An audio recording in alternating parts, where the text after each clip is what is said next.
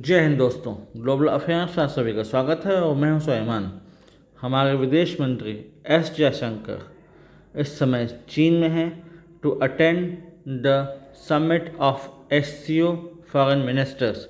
विदेश मंत्रियों की बैठक चल रही है, इसे हमारे विदेश मंत्री ने अटेंड किया और इसी क्रम में उन्होंने मीटिंग की with Xi Jinping, the president of People's Republic of China. जी हाँ, जिनपिंग को लेकर बहुत सारे स्पेकुलेशन, अटकलें, रूमर्स चल रहे थे कि वो रिटायर हो गए हैं या वो कहीं अनडिस्क्लोज लोकेशन में चले गए हैं। ऐसा बताया जा रहा था कि शायद उनका कू हो सकता है वगैरह वगैरह।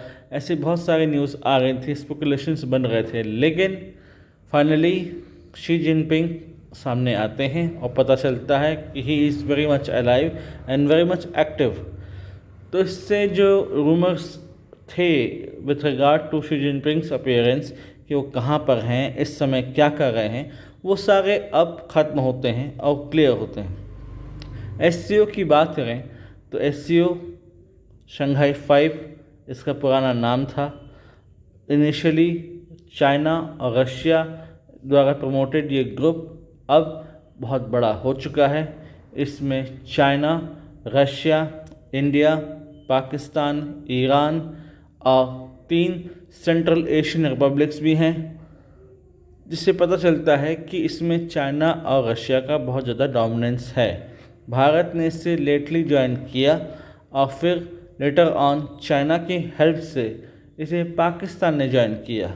अगर देखें तो इतना ज़्यादा सिग्निफिकेंट ये ग्रुप है भी नहीं। इनिशियली लग रहा था कि शायद ये ग्रुप हमें एक डिप्लोमेटिक ओवररीच देगा, हमें एक जो है डिप्लोमेटिक एज देगा in central Asia, in China and Russian region, लेकिन इससे बेहतर ब्रिक्स साबित हुआ।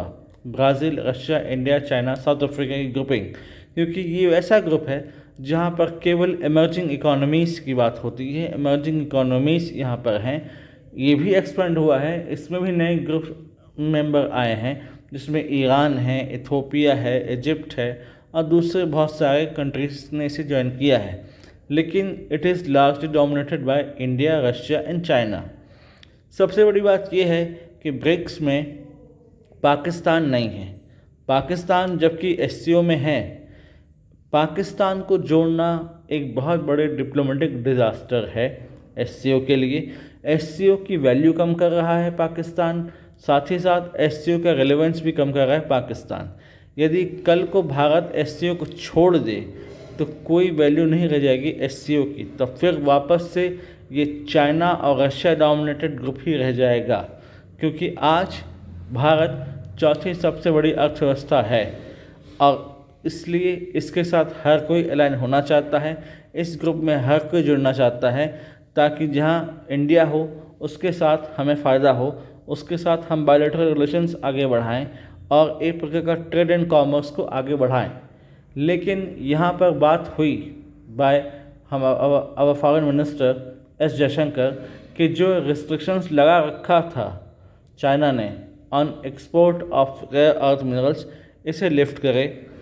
हमने भी अपने यहाँ जो रेयर अर्थ मिनरल्स के रिजर्व्स हैं इस पर एक्सप्लोरेशन का काम शुरू कर दिया है, ताकि हम चाइना का वेट ना करें, क्योंकि 60% से भी ज़्यादा रिजर्व्स चाइना के पास हैं रेयर अर्थ मिनरल्स के, और वो एक प्रकार का डोमिनेटिंग एक्टर है इन दिस फील्ड। लेकिन फिर भी बहुत से और भी देश हैं जहाँ पर रेयर अर्थ मिनरल्स मिलते हैं, जिसमें ब्राज़ील है, इंडिया है और दूसरे कंट्रीज़ हैं। तो हम अपने जो चॉइस हैं उसको डाइवर्सिफाई कर रहे हैं, जहाँ पर हमें चीन पर पूरी तरीके से निर्भर न होना पड़े। लेकिन फिर प्रो चाइना अकाउंट्स बहुत सारे सोशल मीडिया में देखने को मिलते हैं, बहुत सारे ऐसे ट्विटर हैंडल्स देखने को मिल जाते हैं जो ये कहते हैं कि एक तरफ अगर भारत ये चाहता है कि चाइना रेयर अर्थ मिनरल्स पर एक्सपोर्ट बैन हटा दे, तो फिर भारत को भी चाहिए कि वो लिफ्ट करे बैन ऑन चाइनीज़ ऐप्स जो कि उसने बैन कर रखे हैं। हमने बहुत सारे ऐसे ऐप्स को बैन किया है, चाइनीज़ ऐप्स को, जिसमें टिकटॉक भी शामिल है। तो एक पेन दिखता है, यानी कि वो चाहते हैं कि हम इस ग्रुपिंग में अगर हैं तो हम भी रेसिप्रोकल मैनर में लिफ्ट करें बैन। खैर, एक ऐप और एक रेयर अर्थ मिनरल के एक्सपोर्ट बैन को लिफ्ट करने में अंतर होता है और उसका अपना एक स्ट्रेटेजिक इम्पोर्टेंस होता है। रेयर अर्थ मिनरल्स का इस्तेमाल आप बहुत सारी चीज़ों में करते हैं। आप वेपन बनाने में करते हैं, सेमीकंडक्टर, चिप्स और दूसरे बहुत सारे चीज़ों में, बहुत सारे सेक्टर्स में रेयर अर्थ मिनरल्स का इस्तेमाल होता है, खासकर ऑटोमोबाइल सेक्टर में। और यहाँ तक कि हमारे यहाँ से बहुत सारा रिप्रेजेंटेशन गया था China to convince Chinese government कि वो लिफ्ट करे ban on rare earth minerals export. अगर बात करें हम SCO की, तो SCO इतना फ़ायदेमंद साबित नहीं होगा भारत के लिए। अगर इसके थ्रू हम कुछ फ़ायदा कमा पाते, कुछ फ़ायदा हमें मिल पाता, कुछ वर्दीनेस हमें, वैल्यू एडिशन हमें मिलती, तो हाँ SCO में रहने का फ़ायदा था। लेकिन अब कोई फ़ायदा साबित हो नहीं रहा है, क्योंकि देखें तो ये लार्जली चाइना डोमिनेटेड है। रशिया इस समय यूक्रेन रशिया वार में उलझा हुआ है, तो एक प्रकार से चाइना की ही चलती है। और जब रक्षा मंत्री का यहाँ पर जाना हुआ SCO समिट में, हमारे रक्षा मंत्री यहाँ गए to attend the defence ministers conference of SCO, तो वहाँ पर पहलगाम अटैक को लेकर कोई भी चर्चा नहीं की गई बाय SCO मेंबर्स, खासकर due to the pressure of Pakistan and China. कोई चर्चा नहीं की गई, बिल्कुल भी इसको हटा दिया गया, जो कि बहुत वोकल था, बहुत सिग्निफिकेंट था, बहुत इम्पॉर्टेंट था। अपार्ट फ्रॉम दैट, उन्होंने बलूचिस्तान में इंसर्जेंसी को ऐड कराया ताकि हम इनडायरेक्टली कह सकें कि भाई इसमें इंडिया का इन्वॉल्वमेंट है, इंडिया सपोर्ट करता है BLA को या BLF को, जबकि ऐसा कुछ भी नहीं है। इंडिया के सपोर्ट करने की ज़रूरत ही नहीं है। They are self sustain, they are capable enough कि उन्हें किसी आउटसाइड सपोर्ट की ज़रूरत नहीं है।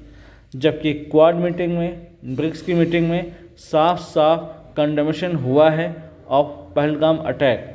तो इतने बड़े हिस्टोरिक इवेंट को, जो कि इतना पेनफुल था, जिसमें कई निर्दोष नागरिक मारे गए, उसको अगर आप स्किप कर रहे हो, तो इससे पता चलता है कि यहाँ पर आप इंडिया को कैसे आंकते हो। यदि आप चाहते हो कि आपके साथ इंडिया का ट्रेड बढ़ा रहे, आप इसका फ़ायदा उठाएं और एक प्रकार का डिप्लोमेटिक लेवरेज एंजॉय करें, तो फिर आपको एटलीस्ट जो अटैक हुआ उसको कंडेम करने में गलत क्या लगता है।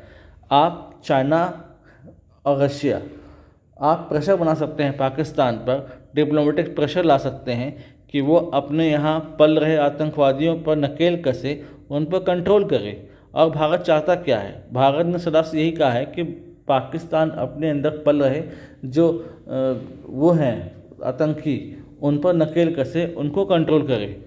कोई बहुत बड़ी रॉकेट साइंस इसमें है नहीं, लेकिन फिर भी पता नहीं क्यों एक प्रकार से चाइना एंटी इंडिया जो नेगेटिव है लेकर चलता रहता है, और इसका फ़ायदा वेस्ट उठाता है।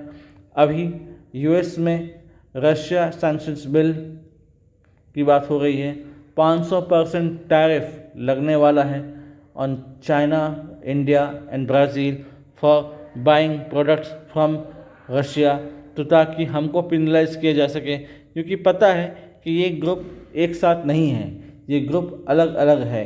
यहाँ पर इंडिया अलग है, चाइना अलग है, ब्राज़ील अलग है, इसलिए इनको आसानी से हम टारगेट कर सकते हैं और इनका हम मार्केट हर्ट कर सकते हैं, इनकी इकोनॉमी को हम हर्ट कर सकते हैं। यदि कलेक्टिव मैटर में साथ आते, बात होती, तो बात थी कि हाँ भाई हम जो है अगेंस्ट वेस्टर्न सैंक्शंस साथ खड़े हैं, और यदि इंडिया चाइना साथ खड़े हो जाते तो बाकी बात बनती और लोगों को लगता कि भाई नहीं, यहाँ पर बात हो रही है कलेक्टिव इंटरेस्ट की। लेकिन कभी चाइना ने इसको सीरियसली लिया नहीं, फिर चाहे ब्रिक्स फोरम हो या फिर SCO का फोरम हो।